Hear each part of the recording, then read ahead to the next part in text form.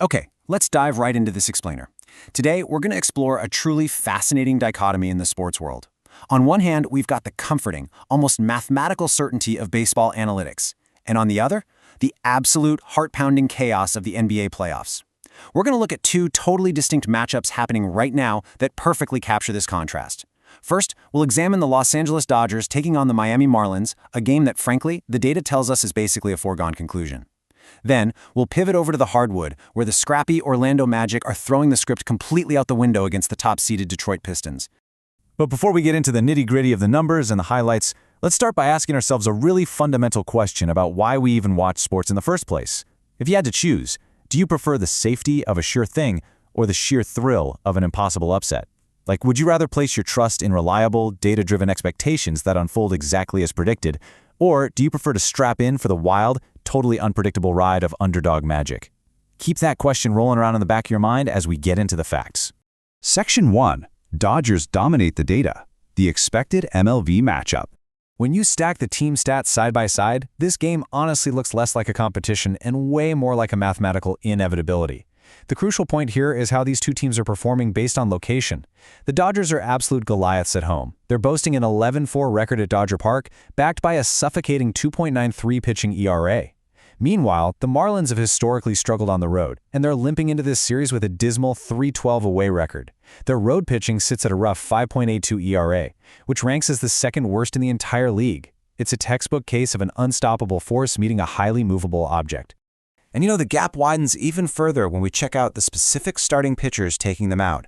We have a massive mismatch here. The Dodgers are sending out Yoshinobu Yamamoto, who has been absolutely stellar, holding a phenomenal 2.48 ERA and a 0.89 whip over more than 32 innings. Opposing him is the Marlins' Chris Paddock. He's had some ongoing struggles this season, entering the game winless with an inflated 6.38 ERA. From a purely statistical standpoint, the data heavily suggests the Dodgers have a massive advantage before the very first pitch is even thrown. Section 2. Betting the baseball odds, analyzing the trends. Now, it's one thing for team stats to lean a certain way, right? But when the betting trends and predictive models align perfectly with those stats, it shows just how heavy this favorite really is.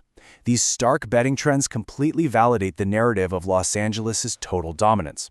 The Marlins have been struggling to cover the spread all season, sitting at an 11-17 against the spread record. The Dodgers, interestingly enough, tend to hit the under at 15-13, largely due to that suffocating pitching we just talked about. And that money line at minus 314, that means Vegas isn't just predicting a Dodgers win, they are practically guaranteeing it.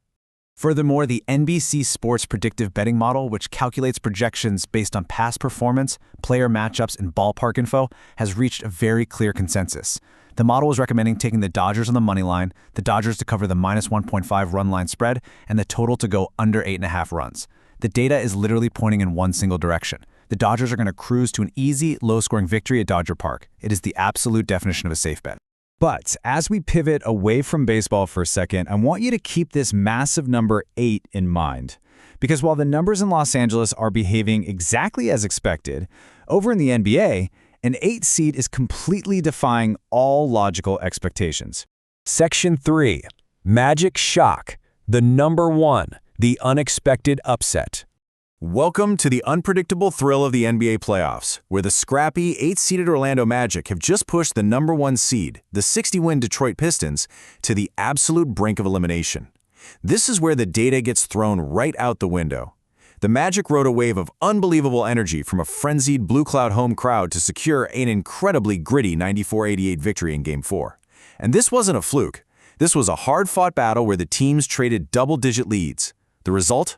Orlando now holds a shocking, commanding 3-1 series lead over the very best team in the Eastern Conference. What's really fascinating is how they did it. If I told you Paolo Banchero would shoot a messy 4 for 18 from the field, you'd probably assume the Magic got blown out, right? But others stepped up to carry the offensive load. Desmond Bane poured in 22 points, hitting a crucial late three-pointer to extend the lead, and Franz Wagner added a massive 19 points in just 3 quarters before leaving with calf soreness. It was a total team effort of stepping up when it mattered most. Now, the crucial point here is understanding how Orlando even survived this game despite a brutal team shooting performance. The Magic as a team shot just 32.6% from the floor. Jalen Suggs went 1 for 13. I mean, you almost never win a playoff game shooting like that. So how did they overcome it? Pure hustle and discipline. They protected the basketball, committing only 12 turnovers, while at the same time frustrating Detroit into 20 costly turnovers. They simply outworked the #1 seed on every single possession.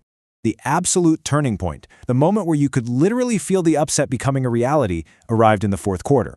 When Wagner went down, Jamal Cain came off the bench and delivered a highlight for the ages. He completely electrified the building with a massive driving dunk right over Caris LeVert, followed a bit later by a one-handed tip-in dunk. It was the explosive spark that pushed the Magic over the finish line and proved that sometimes momentum and heart can override pure talent and seeding. Section 4. Making NBA playoff history. A rare feat. We really need to zoom out for a second to examine the historical rarity and the immense gravity of what this 45-win Orlando franchise is on the verge of accomplishing, because what we are witnessing is incredibly rare. It is almost unheard of for a 60-win juggernaut to trail 3-1 in an opening series. The last times we saw something like this happen to a 60-win team were the 2011 San Antonio Spurs and the 2007 Dallas Mavericks. Both of those top seeds ended up losing the series in 6 games. This puts the Detroit Pistons in historically terrible company, facing a monumental collapse. On the flip side, though, for the Orlando Magic, this is completely legacy-defining. The Magic are on the verge of becoming just the 7th #8 seed to defeat a #1 seed in NBA history. It's a feat that's only happened 4 times since the playoffs expanded to a best-of-7 format back in 2003. For a franchise that hasn't won a playoff series since all the way back in 2010, completing this upset wouldn't just be a great win. It would solidify their place in basketball history forever. So as we wrap up this explainer, we come right back to the contrast we started with. We have the Dodgers, heavily backed by every statistical model and betting trend, playing out a script that feels pre-written. And then we have the Magic, defying logic, overcoming poor shooting with pure grit, and standing on the absolute precipice of history. I leave you with this to consider. Going forward, do you trust the cold, hard, predictable numbers, or are you betting on the chaotic, unscripted magic of the playoffs? Thanks for learning with me today, and I'll catch you next time.